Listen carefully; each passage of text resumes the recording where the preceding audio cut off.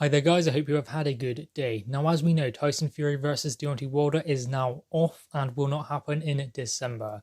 Tyson Fury will make a voluntary defense of his WBC world title, then maybe he will go into a fight with Anthony Joshua.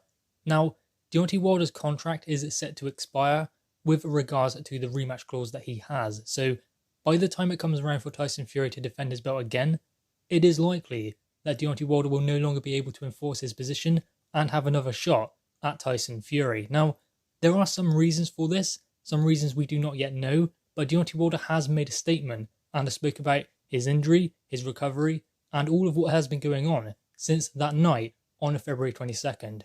This is what he had to say. Recovery is going well. I'm in therapy. I ended up injuring it during my last fight, somewhere up in there. But everything is going great with it. That's another thing. I'm focused on recovery, getting myself back to full health.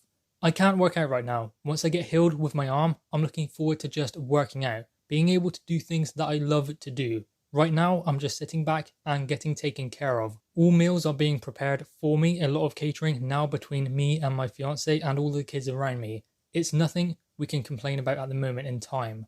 I know the world is going through some things together. It's the first time the world is going through the same things.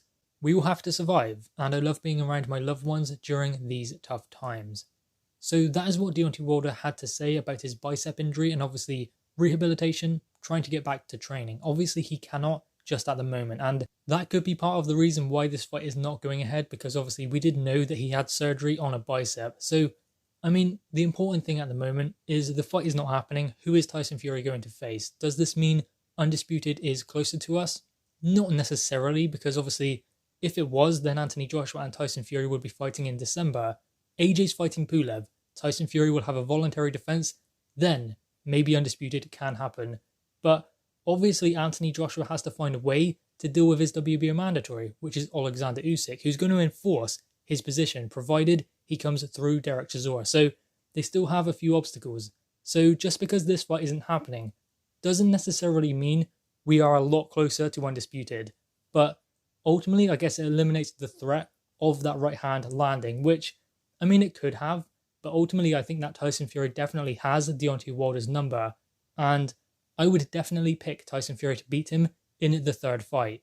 Now, of course, with this fight not happening now, that does give Deontay Wilder more time. That also does run the risk of him not getting Tyson Fury back in the ring again for quite a while, because Tyson Fury was interested in fighting Deontay Wilder for a third time. But, I mean, if there's not a contract stipulating that he must fight him, then Anthony Joshua is going to be the key fight for him. I mean, I think that Tyson Fury wanted a trilogy fight because all of the best had trilogies. And he was saying stuff like Deontay Wilder is levels above Anthony Joshua.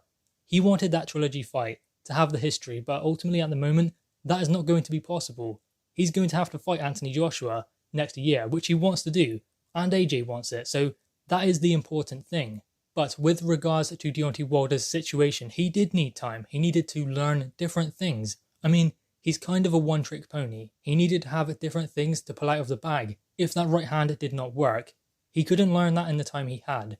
And, I mean, obviously he cannot train if he is going through rehabilitation on that bicep. So he has to rest, recover, and then get back to training. And at the moment, that just doesn't seem possible. So maybe that is the reason why this fight is being pushed back. But maybe that's not the only reason. Maybe there are others as well, because obviously we were told that they cannot do this fight without a live audience. Then they were going to try and get 15,000 in Raiders Stadium and have it there.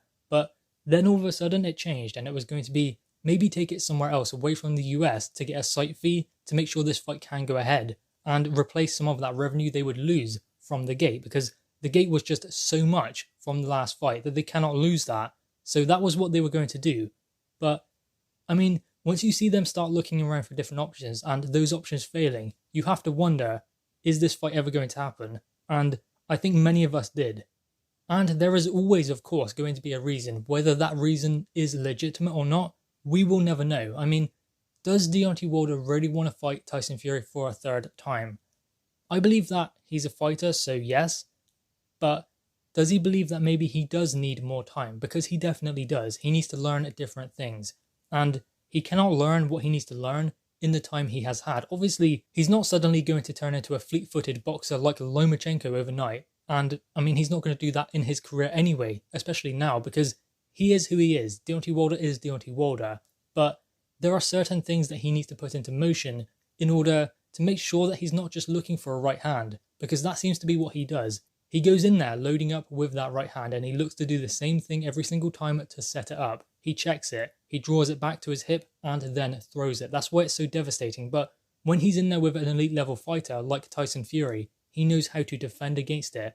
And what Deontay Wilder used to do, which Ben Davison did explain was boxing off the back foot, which I don't necessarily agree with, but he would step back into the space, allow his opponent to walk forward. As soon as they move forward and give up their positioning, that was when he drew the right hand back and threw it.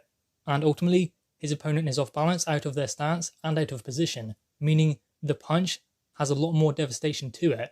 Tyson Fury never done that. He was pushing him back and did not allow him to set his feet. And even still, there is more to it than that. Tyson Fury was positioning himself to the side of Deontay Wilder, so Wilder had to reach over his body to land that right hand. He cannot do that and land it with power.